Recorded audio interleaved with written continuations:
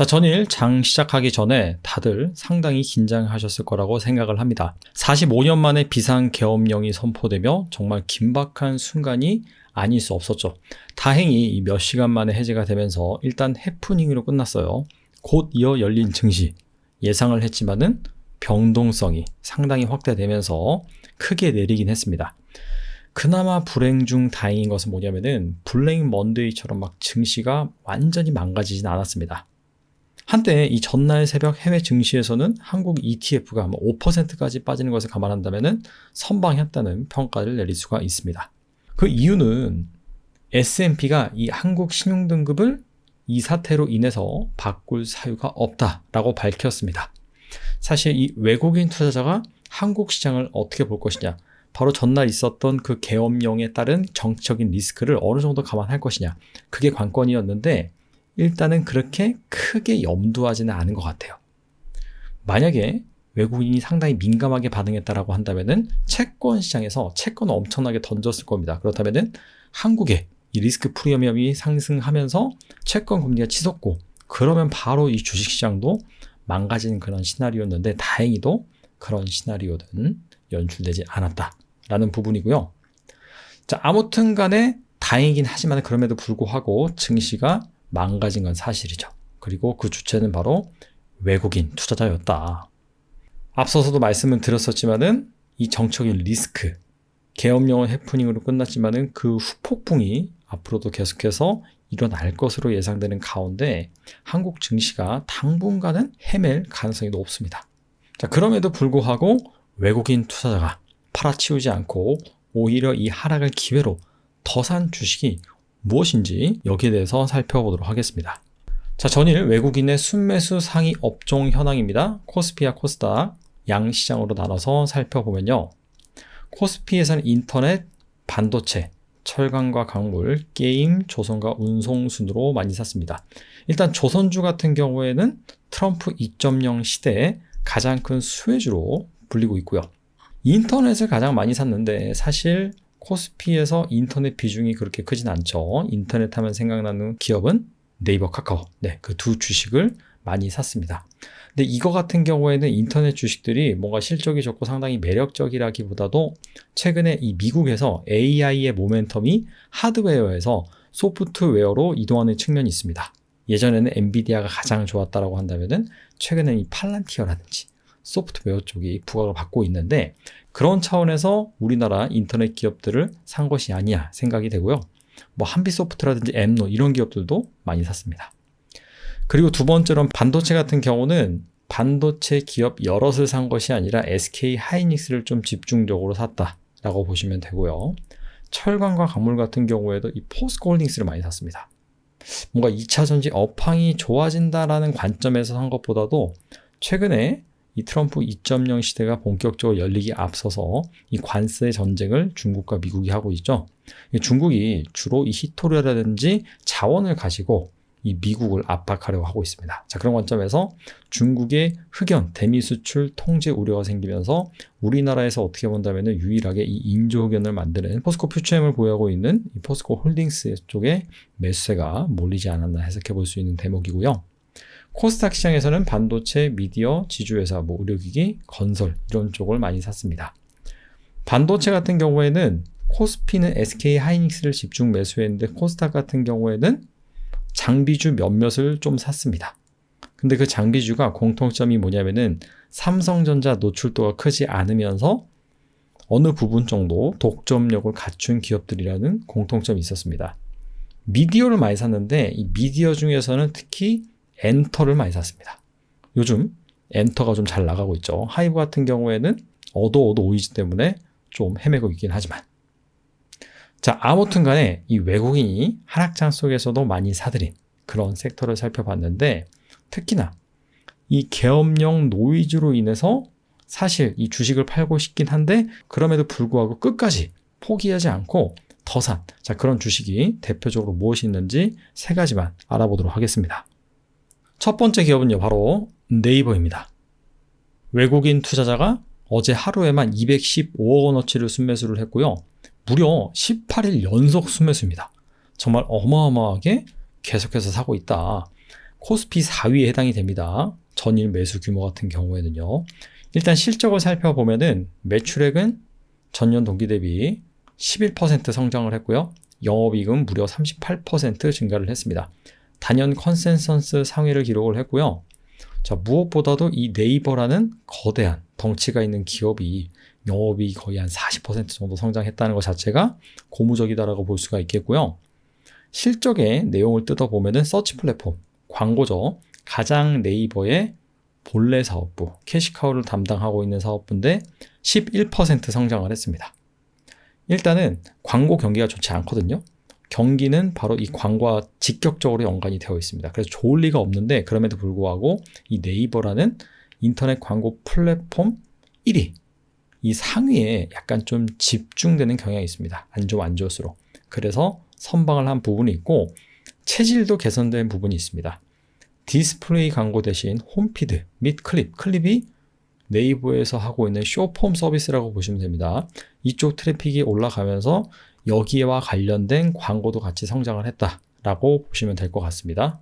커머스 부분 같은 경우에 12% 성장을 했는데 일단 TMF 사태로 국내 총 판매액 성장 같은 경우에 3%대로 정체된 가운데 브랜드 스토어, 브랜드와 제휴를 해서 이 네이버 스토어를 확대를 했는데 이 부분이 잘 먹혀 들어갔습니다.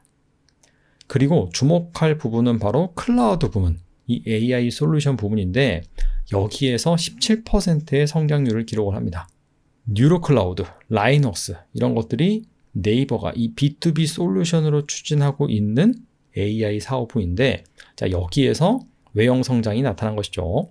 향후에도 뭐 제조, 금융, 헬스케어 등 다양한 이 B2B 고객군을 대상으로 AI 솔루션을 제공할 예정입니다. 근데 이거는 당장 수익성은 나오기 힘듭니다. 그럼에도 불구하고 핵심은 여기 매출 비중, 즉 성장률이 올라가고 비중이 확대가 될수록 네이버의 멀티플이 올라갈 수 있다.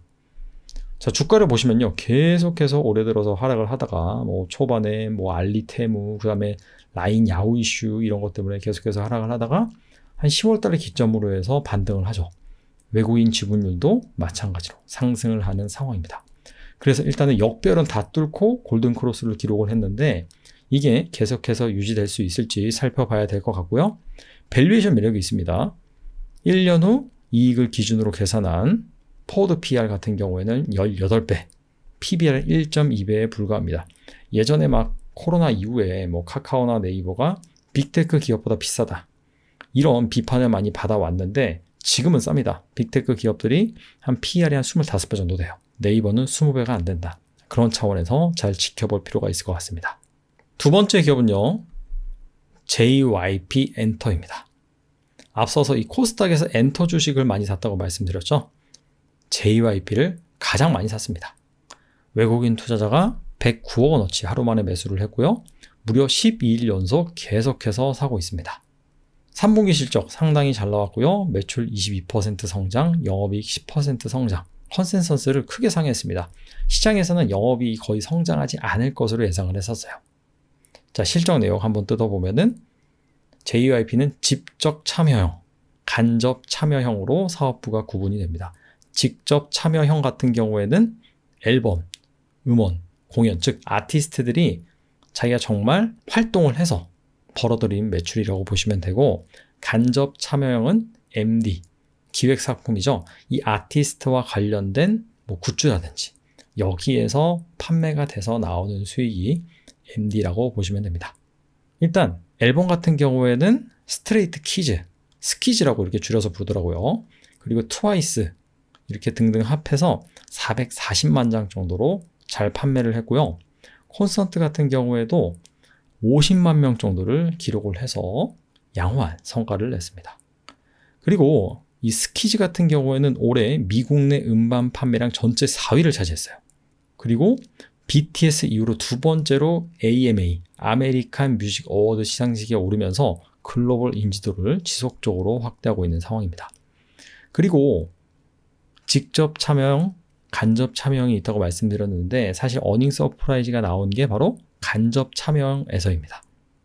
MD 매출액이 역대 최대인 502억 원, 무려 전년 동기 대비 58% 성장을 했는데 이게 일본에서만 트와이스, 돔, 스타디움 등 약 41만 명에 대한 MD가 반영이 되었기 때문입니다.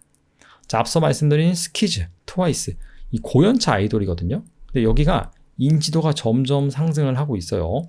자, 여기에 따라서 앞서 말씀드린 간접 참여, 이 아이돌의 활동, 인지도가 상승하면은 자연스럽게 이 간접 참여 매출이 늘어날 수 있거든요. 이런 부분들이 상당히 조화가 좋다라고 볼 수가 있습니다.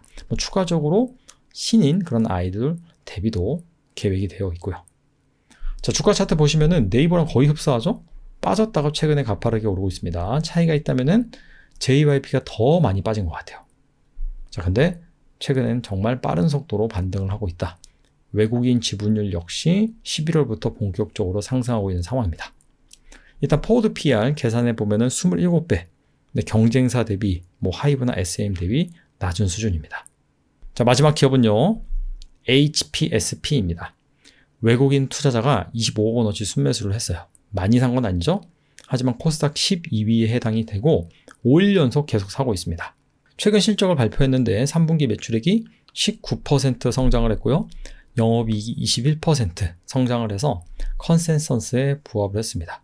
HPSP가 고압수소 어닐링 장비 전 세계 독점 기업입니다.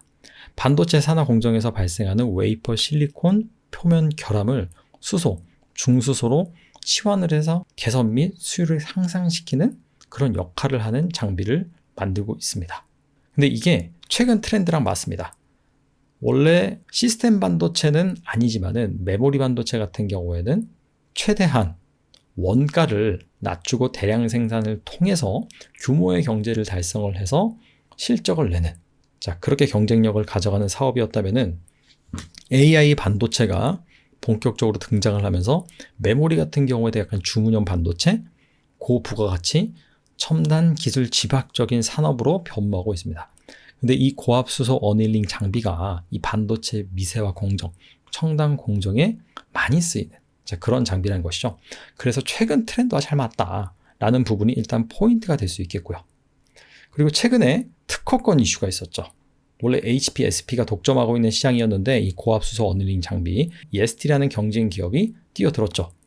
이에 HPSP가 이건 우리 특허를 침해한 거다. 특허 소송을 제기를 했고 10월 말 1심 결과가 발표가 됐는데 일단 법원은 HPSP의 손을 들어줬습니다. 그래서 일단 이 특허 관련 노이즈는 다소 좀 낮아진 상황이에요. 100% 해소되지 않았지만은 업황을 살펴보기 앞서서 주가가 별로 안 좋죠.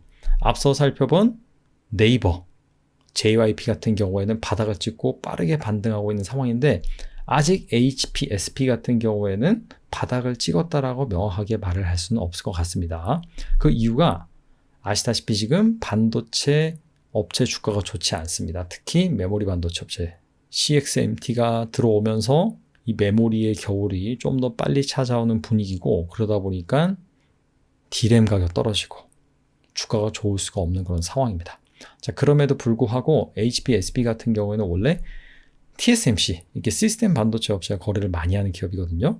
메모리 기업들과도 거래를 많이 하지만 TSMC 같은 경우에는 계속적으로 이 선단 공정 투자를 단행을 할 예정입니다. 그리고 앞서 말씀드린 것처럼 이 트렌드에 맞는 장비를 만드는 기업이기 때문에 또 언젠가는 빛볼 날이 있을 거라고 생각이 됩니다. 자, 외국인의 지분율 같은 경우에도 바닥을 기고 있지만 조금씩 높아지고 있어요. 그리고 최근에 이게 확 빠졌을 때 차츰 늘리는 모습인데 앞으로 잘 지켜볼 필요가 있을 것 같아요. 자, 금일 외국인 투자자가 이 계엄령 노이즈 속에서도 팔면서도 사들인, 그리고 마지막에 알아본 이 세 개 기업 같은 경우에는 계속해서 더 산 그런 주식이라고 볼 수가 있는데 이 정치적인 리스크가 당분간은 국내 시장에 상존할 가능성이 있습니다. 그래서 뭔가 지수 방향성에 강력하게 베팅하기보다도 오늘 말씀드린 이런 기업을 투자하셔라 그런 건 아니고 아이디어를 제가 말씀드렸잖아요. 즉 이런 상황 속에서도 명확한 성장 투자 포인트, 양호한 실적, 자, 이런 키워드들을 잘 가지고 있는 기업들 같은 경우에는 잘 주목을 해보면 좋을 것 같습니다. 자, 힘내시고요. 연말 시장 잘 대응하시면 좋겠습니다. 감사합니다.